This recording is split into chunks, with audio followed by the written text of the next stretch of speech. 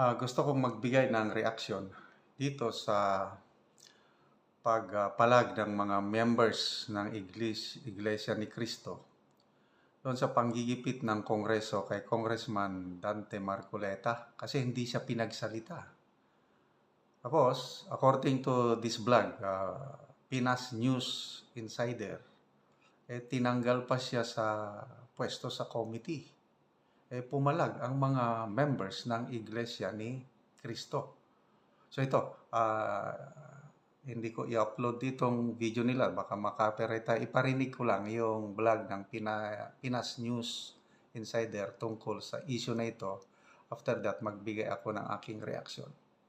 Kababayan, tila mukhang hindi na nga makakayanan pa ng mga pamunuan ng Iglesia ni Cristo ang umano'y mga ginagawang kabulastugan ng mga mambabatas sa Kongreso at panggigipit kay Sagip Party List Representative Rodante Marcoleta matapos nilang patahimikin, hinarang, tinanggal sa committee at pinigilang magsalita sa plenary debates ng proposed 6.3 trillion national budget para sa taong 2025. Ayon pa sa inilabas na pahayag online ng ilang mga miyembro ng Iglesia ni Cristo o INC, ay tila walang utang na loob ang Pangulo at ang kanyang administrasyon ngayon. INC po kami, hindi na kami nakapagtiis pa, kaya ngayon magsasalita na kami sa publiko. Sobra na talaga ang ginagawang panggigipit nila kay Kong Marcoleta. Hindi na talaga makatao ang ginagawa ng mga mambabatas, laro pa sa sikat ng araw na pera-pera na lang talaga lahat dyan sa Kongreso. Kung hindi ka nila kaalyado, ay babalikan ka talaga at iipitin ka para lang makuha ang gusto nila. Kaya ngayon, kaming mga taga-INC ay tatandaan namin ang lahat na ginagawa ninyong mga kapulastugan dyan sa Kongreso. Hindi naman kayo dyan forever sa posisyon na yan. Kukupas din kayo dyan. Kaya maraming salamat, Kong Marcoleta. Ikaw lang talaga ang nag-iisang may tapang na humarap sa mga buhayang galit sa pera at kapangyarihan. Kaming mga INC member ay tahimik lang at nagmamasirabi na talaga ang panggigipit nila kay Marcoleta dahil lang ba kinontra sila at di makaporma sa kanilang mga hearing dahil si Marcoleta lang ang nag-iisang congressman na may paninindigan at hindi nasisilaw sa pera. Wala na talaga to sa hulog si Tamba. Hindi pa nakontento sa pera. Pinatalsik at tinanggal pa talaga si Kong Marcoleta sa committee. Iba na talaga tong Kongreso. Pag hindi kaalyado, tanggal agad. Tatandaan namin lahat ng mga INC ang ginagawa niyong panggugupit at pagnanakaw ng pera ng taong bayan dyan sa Kongreso. May hangganan din ang lahat ng yan.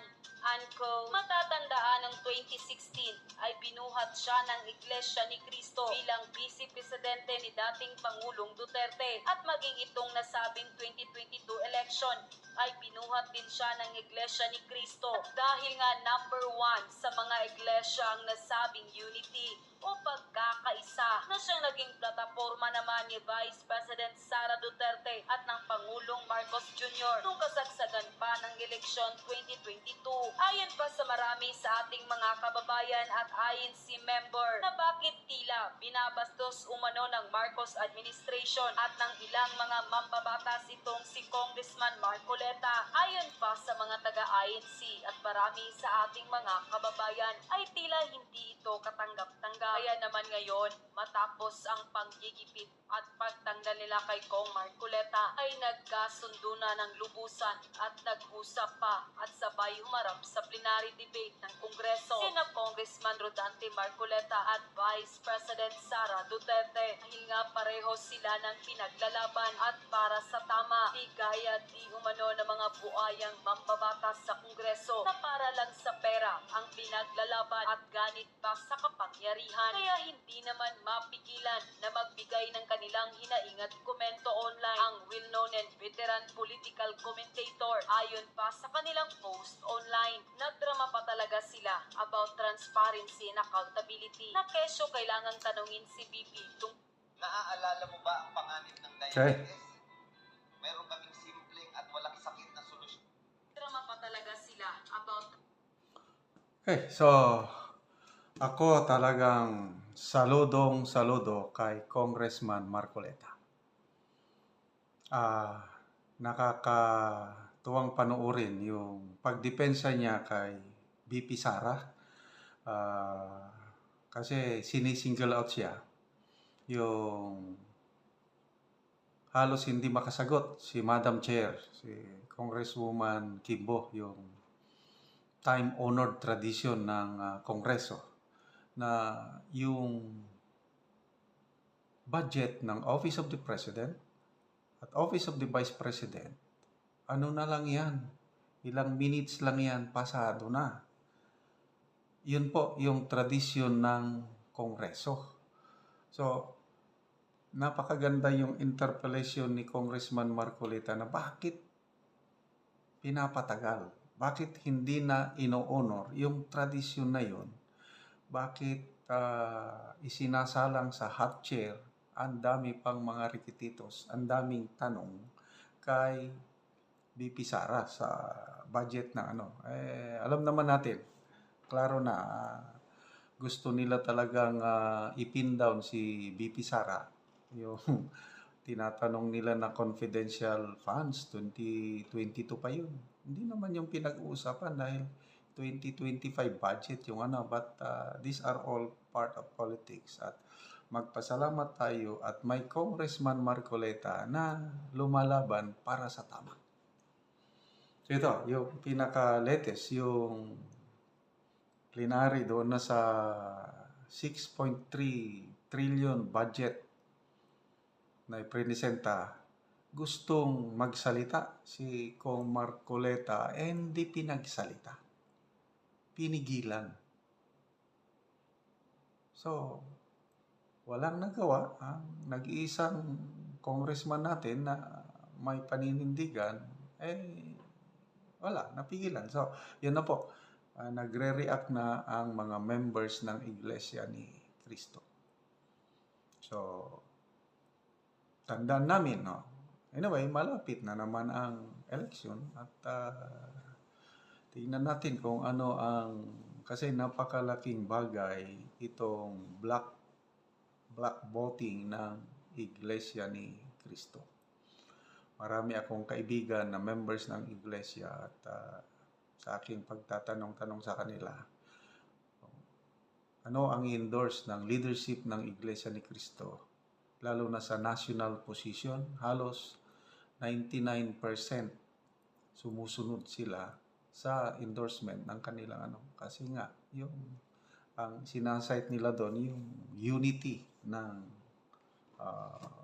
church. Kaya